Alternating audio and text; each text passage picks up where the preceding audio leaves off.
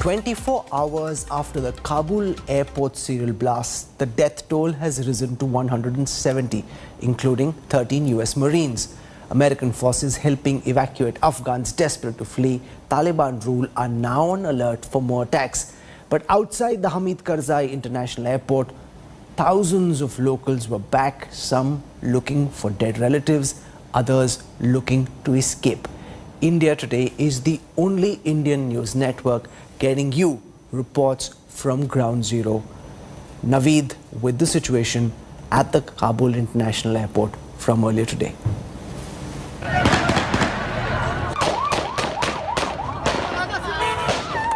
Panic and chaos on the streets of Kabul as the Taliban took over. Then came Thursday's twin explosions and senseless carnage, which killed over 100, making an already dire situation even worse. Usually there's an eerie calm and the streets are deserted after a terror attack. But such is the plight of the people living in Afghanistan that a sea of humanity was back on the roads leading to the Hamid Karzai International Airport, desperate to catch a flight out of Kabul. मैं इस वक्त Kabul national airport में नज़दीक में हूँ। इधर जो लोग हैं लास्ट शाम जो 2 धमाके हुए हैं उस डर की वजह से लोग इधर खड़े हैं और इधर जो सिक्योरिटी लोग हैं अंदर इजाज़त नहीं दे सकते क्योंकि एहतिमाल भी है कि दूसरा धमाका भी हो जाए। As people risked their lives for a chance at freedom, grim faces stood outside the hospital in Kabul searching for their relatives. Eyewitnesses says here also that they lost their members and they don't have any information about them, that they are injured or killed by that last night incident, and they don't have any information right now about their family members. Fear, uncertainty, danger, death.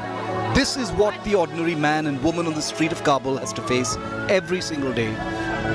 And there seems to be no escape in sight from this deteriorating and living hell. Bureau Report, India Today. Izzatullah Ahmadzai joins us now reporting live from Kabul. Izzatullah, can you give our viewers a description of what you saw on the streets of Kabul through the day today? We saw you were out and about filing this report for us. And what about all those who are looking to get out of Kabul? Given this attack, you know, what's happening on the streets? What did you see?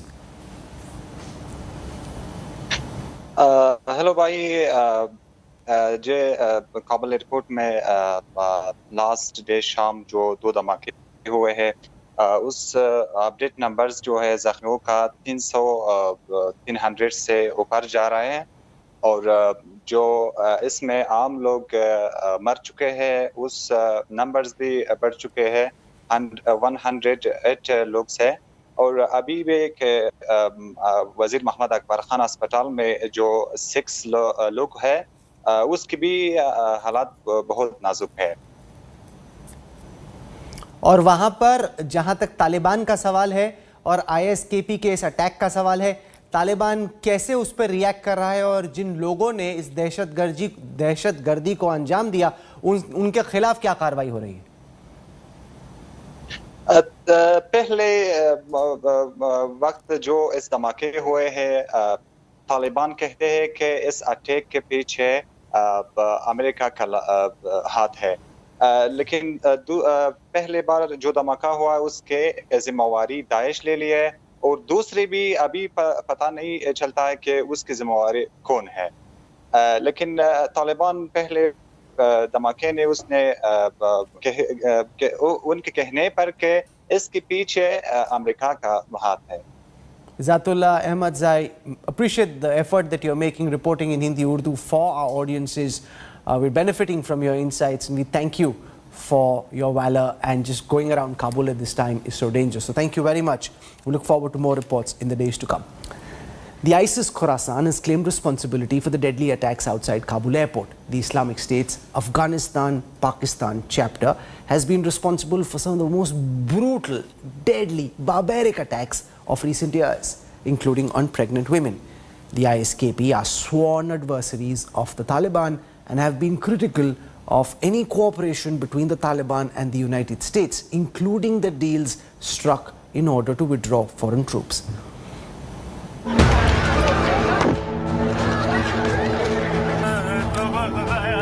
This is the trail of death and destruction left behind by the ISIS Khorasan terror outfit in Kabul. The dreaded terror group claimed responsibility for the twin suicide blasts and the subsequent firing at innocent civilians at Kabul's Hamid Karzai International Airport. Terrorists attacked that we've been talking about and worried about, that the intelligence community has assessed, has undertaken an attack by a group known as ISIS-K. Took the lives of American service members standing guard at the airport and wounded several others seriously. He had also wounded a number of civilians, and civilians were killed as well.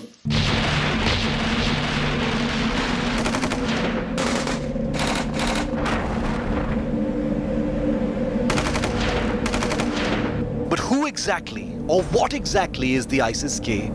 Why is the world worried about this dreaded terror outfit?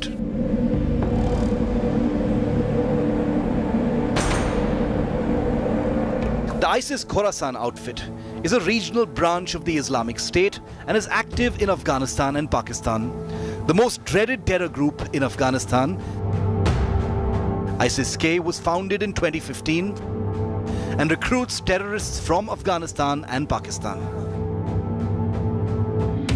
ISIS-K has perpetrated some of the deadliest terror attacks in the region, targeting girls' schools, hospitals, and even carrying out a horrifying suicide strike at a maternity ward, killing pregnant women and nurses in 2020. The terror outfit is based in the eastern province of Nangarhar in eastern Afghanistan, close to drug and people smuggling routes in and out of Pakistan. The ISIS Khorasan is closely linked to the Haqqani network, which is in turn closely linked to the Taliban. So any condemnation from the Taliban is nothing but a ruse. The Taliban also released prisoners from jails after the Kabul takeover, and many of them were ISIS and Al-Qaeda terrorists.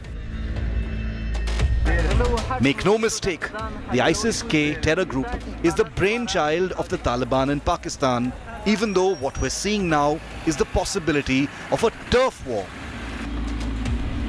Former Taliban leaders from Pakistan and Afghanistan came together to form this terror outfit. The world witnessed the terror that Al-Qaeda unleashed with the backing of the Taliban, and now the fear is that the ISIS Khorasan will spread its roots far and wide, exploiting the current crisis in Afghanistan. As always, there is more blood in Afghanistan's immediate future. Bureau Report, India Today.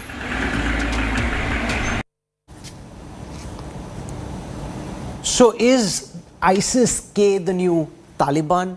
And is Taliban the new Ashraf Ghani? And where does that leave the rest of the world? And the prospect of the ISKP wanting to extend their tentacles outside of Afghanistan, because unlike the Taliban, which has pan-Afghanistan ambitions, the ISKP has a devious global world agenda. Joining me for perspective, some very sharp minds who understand the state of play at this moment. Gautam Mukhopadhyay is one of our sharpest former foreign service officers. He's been India's ambassador to Afghanistan, was in Kabul from 2010 to 2013. With us on this broadcast is Bharat Karnad. He's a professor emeritus in National Security Studies at the Center for Policy Research. Major General Sanjay Meston has been India's defense attaché in Kabul, understands the military aspects of what we're seeing. Jonah Blank is the author of Arrow of the Blue Skin God, Mullah on the Mainframe from 1999 to 2011. Dr. Blank served as Policy Director for South and Southeast Asia on the staff of the Senate Foreign Relations Committee. He's joining us from Singapore. He's been, amongst other things, an advisor to Joe Biden, who's blamed for the mess Afghanistan and the world is now dealing with. Dr. Hamida Rezai joins us from Birmingham. She's a Hazara activist from Afghanistan. And Ambassador Ali Sarwar Naqvi joins us from Islamabad, Executive Director at the Center for International Strategic Studies. He's been in various ambassadorial positions in the Pakistani Foreign Services, including being at the United Nations. So welcome to all our guests. I want to go across to Gautam Mukhopadhyay first. How dangerous is the ISKP militarily? To what extent can they stop the Taliban from taking full charge of Afghanistan? And will we, over the next few months and years, see a battle between the ISKP and the Taliban of the kind that we saw between the Taliban and the Ghani government over the last several years in Afghanistan? Ambassador Mukhopadhyay. Thank you, Rahul. Let's put it in perspective. In 1996, when the Taliban came, they didn't come in as a terrorist force. In fact, against the background of the internecine fighting of the Mujahideen, they actually came as a kind of stabilizing, force. But there's a huge difference between Taliban 1.0 and Taliban 2.0, because during these last 20 years, we've seen a mutation of the Taliban itself into a terrorist organizations that conducts and executes, terrorist attacks of the kind of range that your reporter just spoke about. So in a way, what we are seeing is a progression, a downward spiral between the Taliban 1.0, Taliban 2.0, Al-Qaeda that has come up in between, and now ISIS. So it's actually getting worse and worse. What we are seeing is the progressive degeneration and and progressive nihilism coming into the kind of radical extremism. But the more important thing is distinctions between Taliban, Al-Qaeda, ISIS are really distinctions between 1920, 1920. Because in the end, they all flourish in an environment and atmosphere where terrorism is justified for one cause or the other. And, even the division between the ISIS and the Taliban in the attacks that have been conducted, some of which were just recounted by your reporter, they are just a division. There are too clean a division. It's as if the worst and the most sectarian attacks are adopted by the ISIS, and the slightly more, you can say, slightly more justifiable attacks, if I were to put it in their terms, are claimed by the Taliban.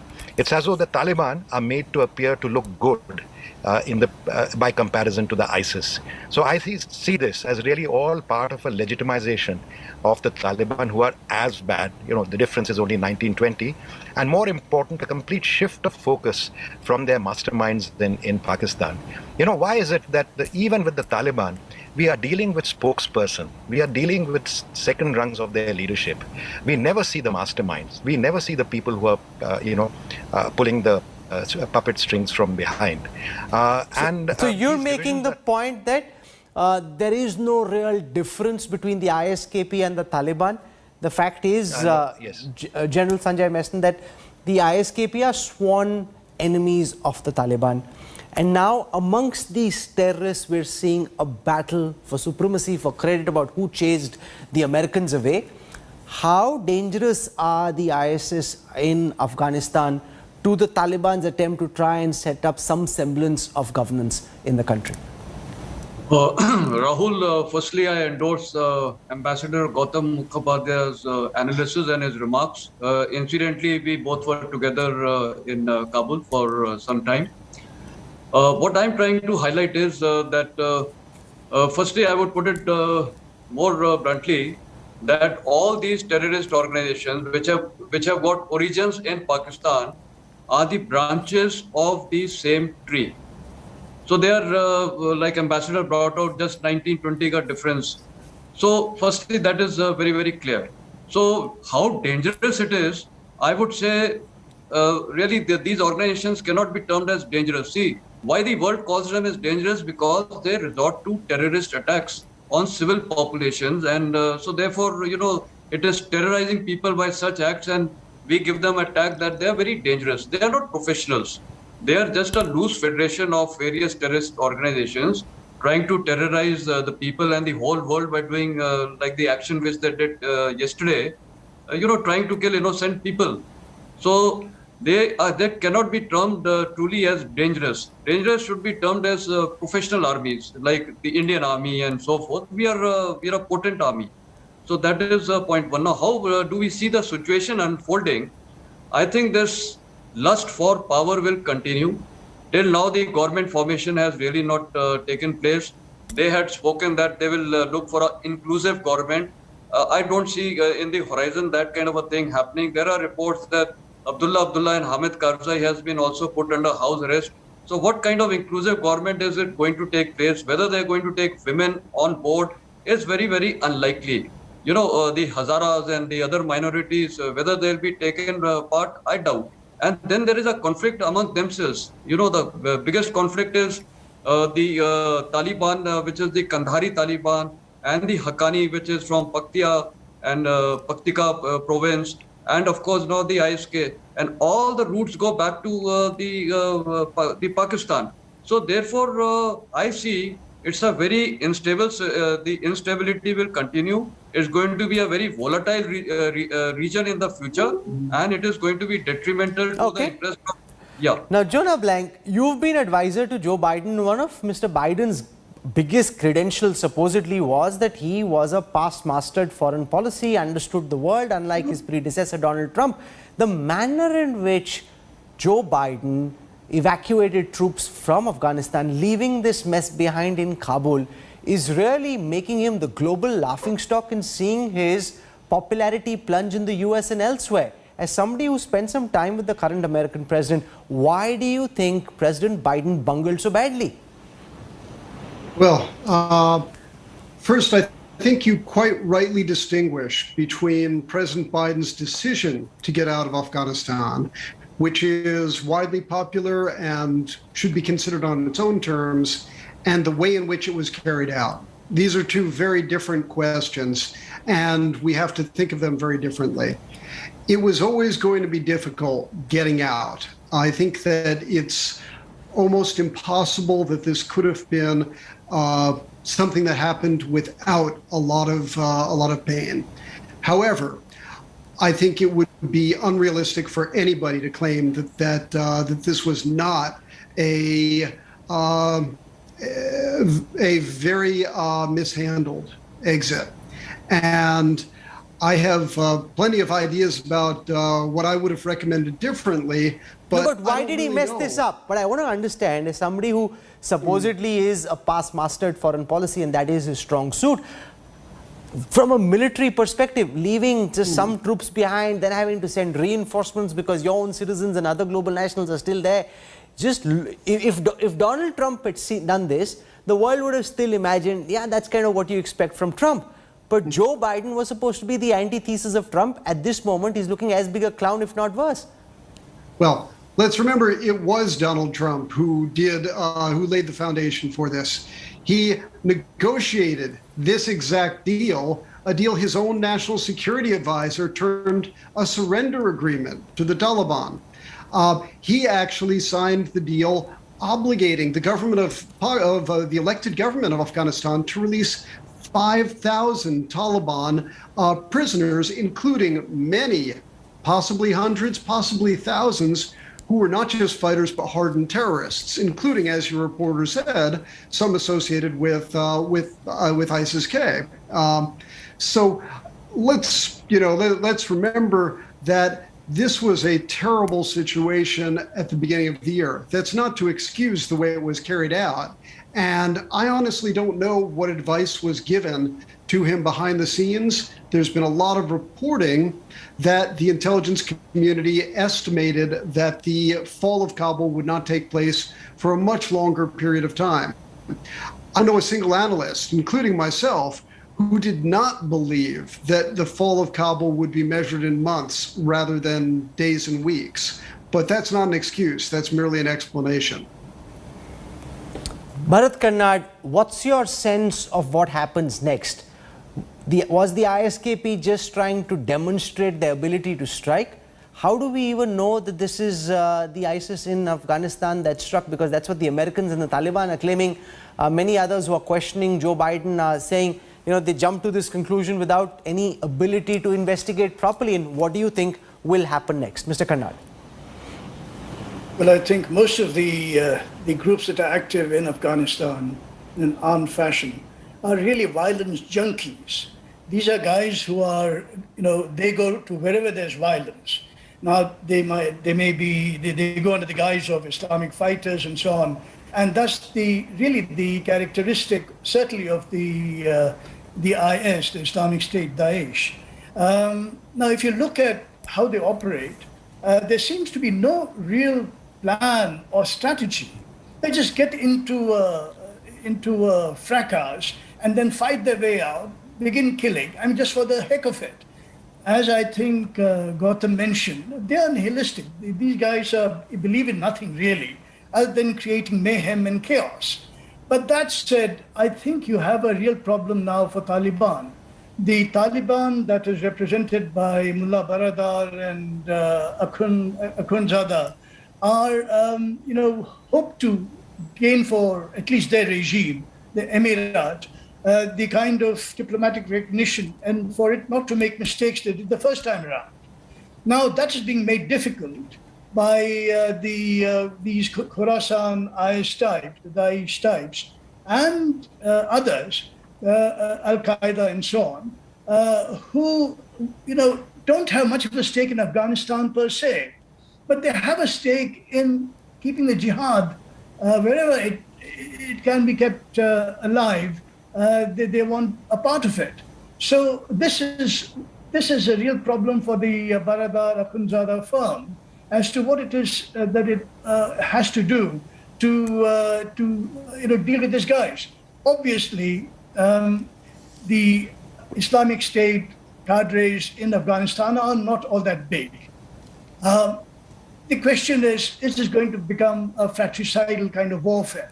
And I see this as happening because beyond a point, the Taliban and the IS Al-Qaeda agendas simply do not overlap or converge. Dr. Hamida Rizai, as friends of Afghanistan, our heart bleeds just to think about the prospect of one war ending between the Ashraf Ghani government and the Taliban and the potential of this new war starting between the Taliban now and the ISKP.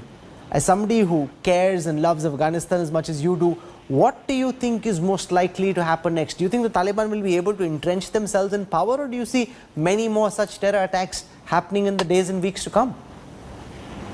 I think we have to look at the the past or the history of these groups in Afghanistan.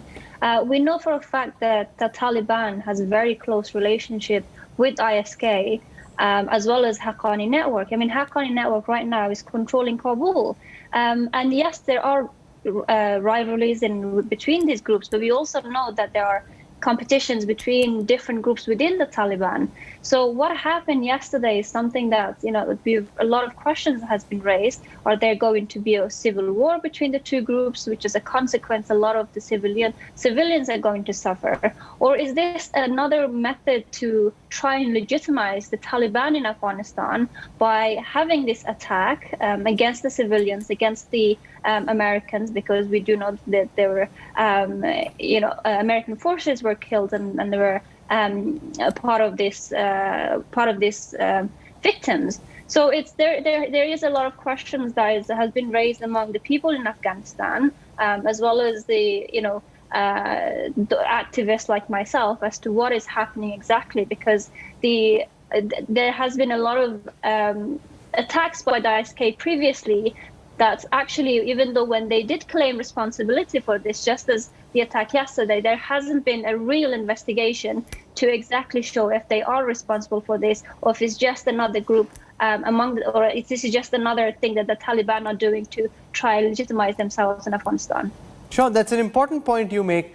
Ambassador Ali Sarwan Naqvi, now both Gautam Mukhopadhyay and Sanjay Meston making the point this is basically down to the handlers in the ISI, and the fear now from the Pakistani government's perspective, the ISI's perspective, is that the ISKP has designs beyond Afghanistan. They're not just happy with trying to create trouble in Afghanistan. They have a global jihadi agenda, which means that point that Hillary Clinton made, that when you rear snakes in your backyard, don't be surprised when they come and bite you. And I think the ISKP could just prove that again. Ambassador Naqvi. You see, much of what your guests have said, are speculative and based on some basic assumptions which are wrong. I mean, you yourself are saying that, and including yourself, because ISI, how does ISI get into this? I don't understand. There have been, of course, some leaders and others who have lived in Pakistan, because that's a place where we have had 3 million refugees. Amongst 3 million refugees, if there are some political figures or some terrorists or some violence-oriented people, then that is a hazard that we have faced and we continue to face. But the point is that Pakistan has always committed itself to peace and stability in Afghanistan and has taken an attitude of a constructive attitude of trying to. PIA has rescued stranded foreigners, diplomats, the head of the World Food Program, who yesterday was on television and expressing appreciation for PIA, the Pakistan Airlines rescue efforts. So, I mean, let's talk about the problem of IS attack, and let us see what we should analyze it in its correct perspective. But if you keep hurling accusations against Pakistan, there is no discussion. And I'm sorry, I object strongly to attributing all this to Pakistan. So let me flip that question and ask you, what do you think is happening? Why do you think the ISKP is attacking the Taliban? Is it even the ISKP? Because Humira Rezai makes a very important point. This could just be the Taliban trying to do these attacks to show the world that they're actually the good terrorists and it's the ISKP that's the bad terrorists, and therefore they should be given international legitimacy. How do you see it from a Pakistani lens, Ambassador Naqvi? I look at what news has come out, and the Taliban spokesman has said that this is the work of United States. The Americans have done it. They want to destroy all their equipment and guns and ammunition left behind, and they are doing some bombing attacks on. So, I mean, who knows what has happened? I think Taliban were welcomed everywhere. Otherwise, there was no battle of Kabul. There was no battle of Kandahar. There was no battle of Herat. Where did the 300,000 troops disappear? They all joined hands with the Taliban. Afghan population has accepted the Taliban. And whether you like it or not, that is a reality. We are trying to work in a constructive manner in a regional framework with the Troika Plus and Russia and China and Iran and Turkey, and try to bring peace and stability in Afghanistan. So the key question at this moment, Ambassador Mukhopadhyay, is what should India, the United States and other countries with stakes in Afghanistan do at this moment? Should the deadline for the withdrawal of foreign nationals, which is at the end of the month, be extended? Should it be advanced? Because now it's increasingly dangerous to run these evacuation flights. Should we stick to the 31st August deadline, or is it even possible to extend it? What should we do? Rahul, that's an extraordinary question. You know, the date of the evacuation is only about the fate of foreigners. I think we really need to be much more concerned about the fate of Afghans. Sure. I think Ms. Amizai, she said actually exactly the things that I wanted to say. The Haqqani network is responsible for security in Afghanistan. The Haqqani network has been described by very authoritative people as a veritable extension, an arm of the ISI, notwithstanding what Ambassador Sabat just said. The Haqqani network has links with the ISIS, which have been documented. The Haqqani network also has links, the ISIS has also links with the LET that have been documented. You know, the blood trail, the finger trail, everything leads back to the ISI. The Taliban were raised and nourished by the Home Ministry of Pakistan since 1994. After 2001, when they were ousted from Afghanistan, where did they take refuge, find safe havens and shelter? In Pakistan. Where do their leaders reside? In Pakistan. When they need to go back and get so to say their RRN or their medical evacuation, where do they go? Where do they bury their bodies? In Pakistan. The Taliban all these people that we are talking about, they are just Afghan faces, not always also, but they are really Pakistani minds and Pakistani hands. This cannot be shirked. This cannot be wished away in any manner that you like. As far as the question is, where do... No. That is the case. And, you know, I think Pakistan has evaded somehow by confusing and by deceit and by deception, has disguised and hidden its tracks, and the whole world has been fooled. But you cannot fool people in India. I'm going to let Ambassador Naqvi respond because it goes back to the ISI. It's very convenient that when these Talibani terrorists were under attack from the US forces, they escaped into Pakistan, and now that the Americans are gone, they are back in Afghanistan. So it cannot be that pat and that simple. All of this demonstrates that your country and your intelligence agency, the ISI, gave them safety, gave them succor, and that's why the world is now dealing both with the Taliban and the ISKP. Listen, the point is that if you want to just accuse a country and its intelligence, there are lots of things I can talk about the Indian intelligence, okay? Now, the point is that the Afghan movement is an indigenous movement. The previous Taliban were also an indigenous movement. Pakistan and the ISI have nothing to do with it. The ISI is not all that strong that it can bring about a change and overthrow a government and bring Rahul, people let me respond to that. of another. You know, Pakistan has waged the biggest military operation against terrorism in the Zarb-e-Azb. 3 years, 140,000 troops deployed, and we have eliminated the hubs and the centers and the communication links of all terrorist organizations in our territory. So what are we talking about? I mean, let's be very, you know, it's not fair to start blaming Pakistan for what has happened in Kabul.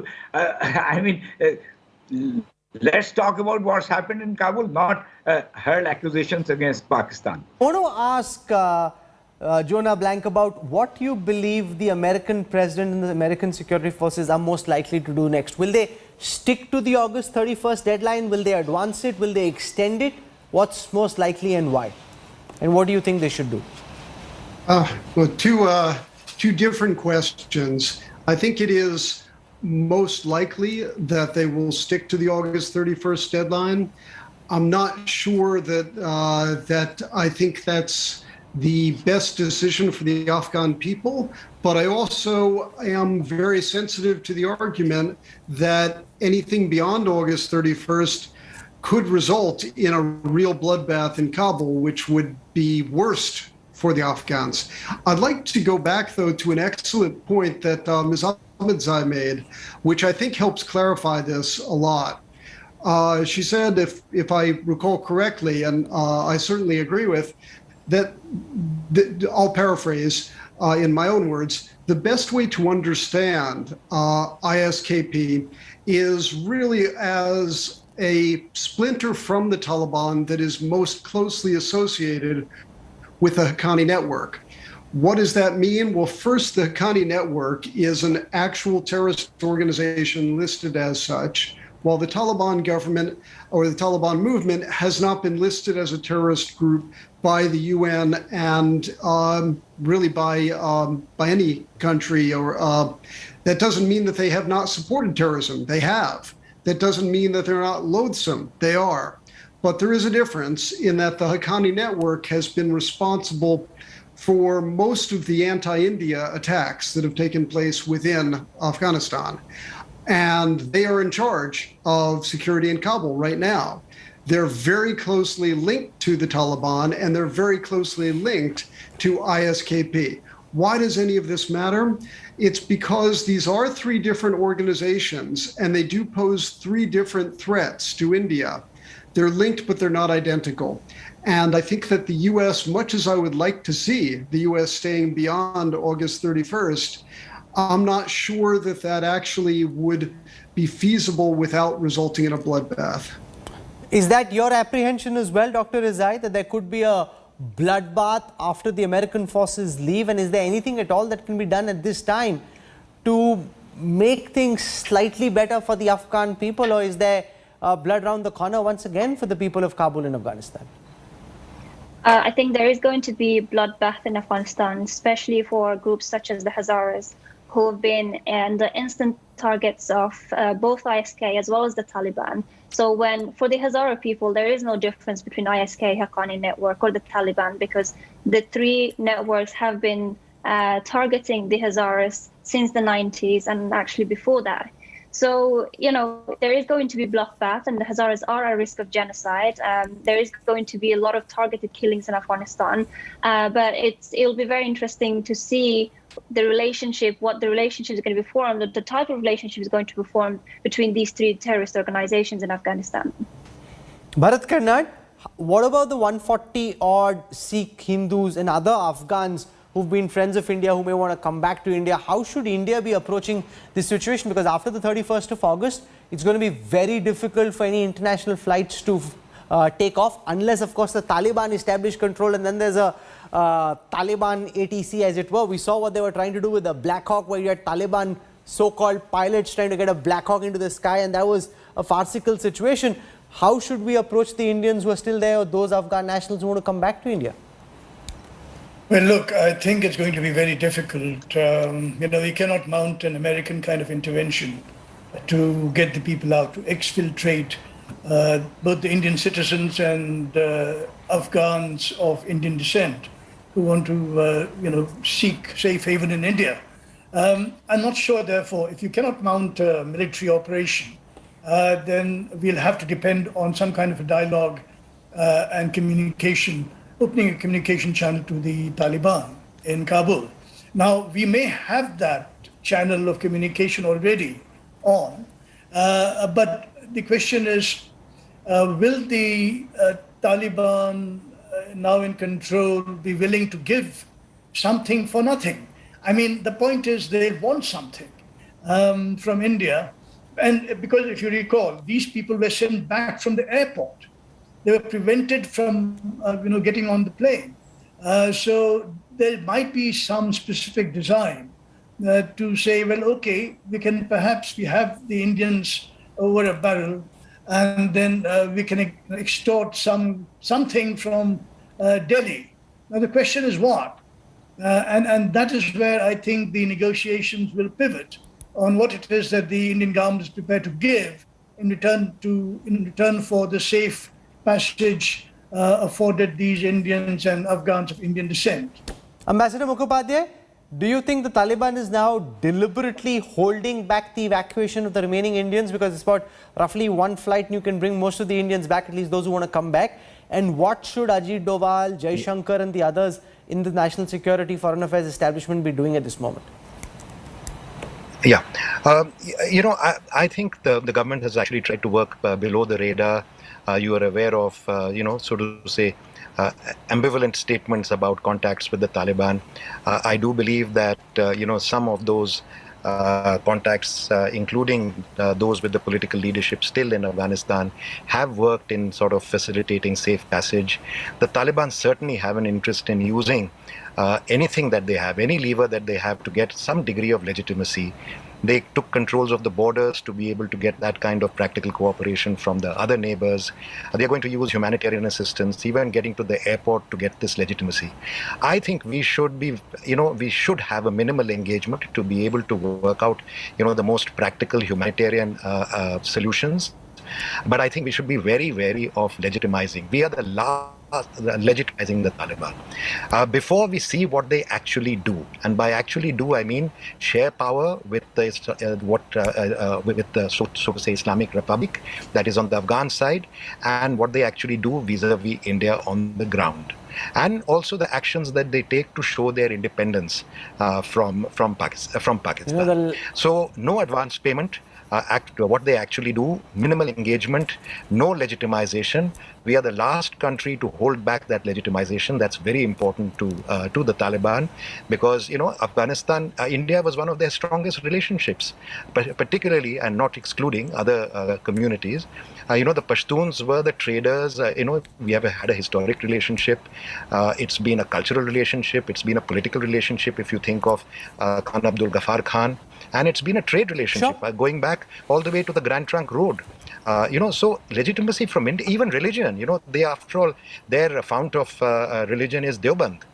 So we have lots of contacts with them, and they are looking for that kind of legitimacy. But we should not legitimize them at the expense of the Afghan people. And the Afghan people have clearly shown, and I want to respond to Ambassador Naqvi on this. They are not an organic element of Afghanistan. They are Pakistani proxies. They have no indigenous support. There are Islamist parties going back to the 60s and 70s, including the Jamiyat and Hizb-e-Islami. There is no Taliban political formation in Afghanistan even today. And if people are hanging on to planes to leave from Kabul airport, that's just the tip of the iceberg. Half the population wants to leave Afghanistan with the Taliban being there. And the last thing anyone would want is for there to be another civil war, this time between the Taliban and the ISKP. That is this will be multicolored, nightmare scenario. And then you've got the resistance in Panjshir, and then everyone, not just the Hazaras, the Pashtuns, everyone in Afghanistan is having to deal with the rivers of blood once again. I hope to God that doesn't happen. For the time being, Dr. Hamira Rezai, Jonah Blank, General Sanjay Meston, Bharat Karnad, Ambassador Ali Sarwar Naqvi, and Gautam Mukhopadhyay for lighting up the Newstrack with the depth of your insights. Thank you very much. Benefited from your appearance on the show, and I deeply appreciate it. Thank you.